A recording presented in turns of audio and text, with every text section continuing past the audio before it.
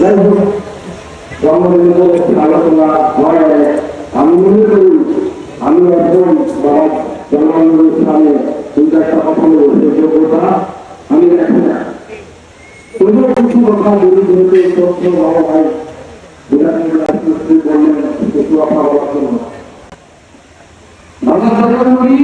ইতিহাস থেকে আমরা দেখতে পাই যে উনি যেভাবে চলাফেরা করেছিলেন ওনার এই জীবন আমরা যদি সেটা কাজ করি পরিবর্তনের মাধ্যমে তা শুনি আমরা দেখতে পাই উনি যেভাবে চলাফেরা করেছিলেন ওনার প্রতিটা কদমে ছিল আমাদের মতো এখন আধুনিক শিক্ষা, তাই নাকি সবাই বলেন। যাই হোক আজ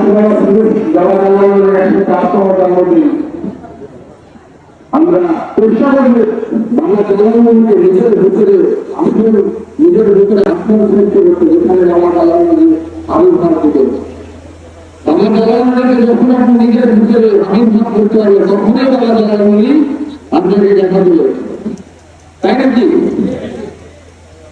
বাংলা জনগণের শিক্ষা আমরা জানি উনি নম্বরের কথা বলতেন, নম্বরভাবে করতেন, ওনার কথা বলতে সবটি পরিবারের নম্বর হবে।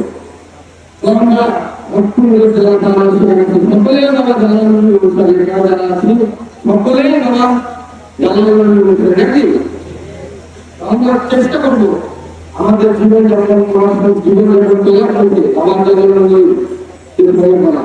কারণ আমার জানানোর যে শিক্ষা দিয়েছে নম্রতা ভদ্রতা এই শিক্ষার মাধ্যমে আমরা প্রকৃত ভক্ত এবং মধুর হয়ে উঠতে পারবো যদি আমরা সেই শিক্ষা হয়ে উঠতে পারি।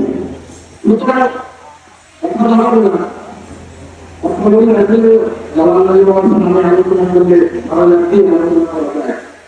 আমার মধ্যে করবো যেহেতু বলবো যে সকলে আমরা চেষ্টা করবো আমার জানানোর এই শিক্ষা দিয়ে দিয়েছে সেই শিক্ষা অনুযায়ী যাতে আমরা আমাদের জীবন গড়ে তুলতে পারি এবং জালালের ব্যাপারে আবির্ভাব ঘটাতে প্রচেষ্টা করবো, বিশেষ করে নিজের ভিতরে যখন জালালের আবির্ভাব ঘটাতে।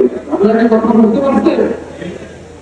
রামবাবা বলছেন মোহাম্মদপুরের জগন্নাথ নামই আছে গান, জগন্নাথ গেলে আমরা জগন্নাথ। অতএব মনের ভিতরে যদি আপনি আপনার মুখকে জাগ্রত করতে পারেন আপনি কখনোই আসতে পারেন না। এই মুখ্য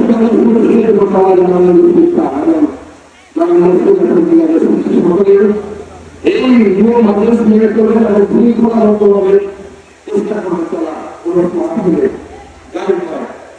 সকলে